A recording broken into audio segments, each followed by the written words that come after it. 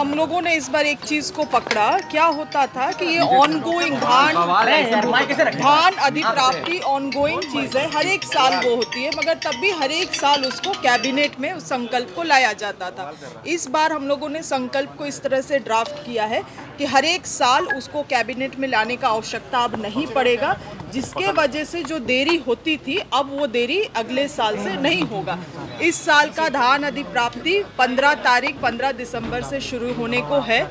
मैं सभी किसानगण से निवेदन करना चाहती हूँ कि अगर आप कुछ समय रुक सकते हैं तो कृपया रुकिए, ताकि सही तरीके से आप धान को सरकारी रेट में सरकार को आप बेच सके, और जो सरकारी रेट है एमएसपी का दर प्लस हमारे राज्य सरकार का बोनस वो आपको किसानों को मिलेगा। शिल्पी जी 3200 कहा गया था बोनस, ये एमएसपी की बात नहीं, देखिए निश्चित रूप से हम लोग चाहते हैं कि एमएसपी के दर को हम लोग बढ़ाएं। एमएसपी तो केंद्र सरकार के द्वारा तय होता है, और केंद्र सरकार का क्या रवैया रहा है किसानों के प्रति ये भी जग जाहिर है।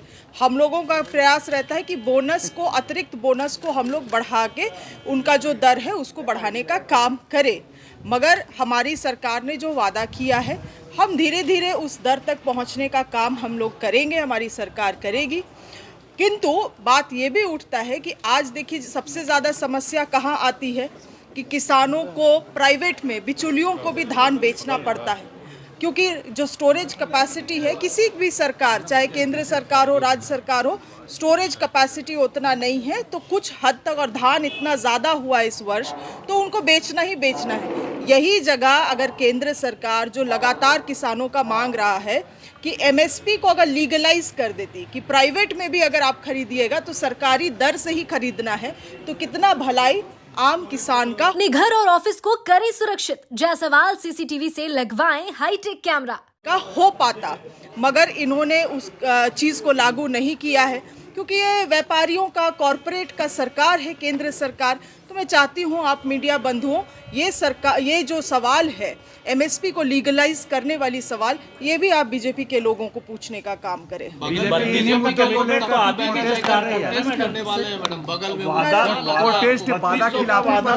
करने वाले हैं, जब करेंगे तो हम लोग देखेंगे इनका काम क्या है। देखिए हमको तो बड़ा तकलीफ होता है इन चीज़ों को देख के। कल भी कितने महत्वपूर्ण सवाल खुद यही लोग रखे थे, जनता से संबंधित सवाल, बीजेपी के लोगों का भी सवाल लगा हुआ था, मगर जब सरकार से उत्तर लेने का बात आया तो किस तरह से ये वेल में जाके हरकत करने लगे।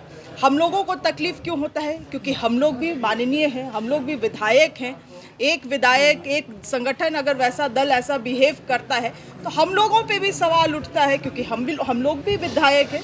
इसीलिए कम से कम इनको ये समझ होनी चाहिए कि जब जनता का मुद्दा इस सदन में आता है तो कम से कम सरकार को उसका उत्तर देने दे, वाद विवाद होने दे। जब इस तरह का संवाद नहीं होगा तो लोकतंत्रता से लोगों का विश्वास खत्म हो जाएगा, और हम लोग लोकतांत्रिक लोग हैं।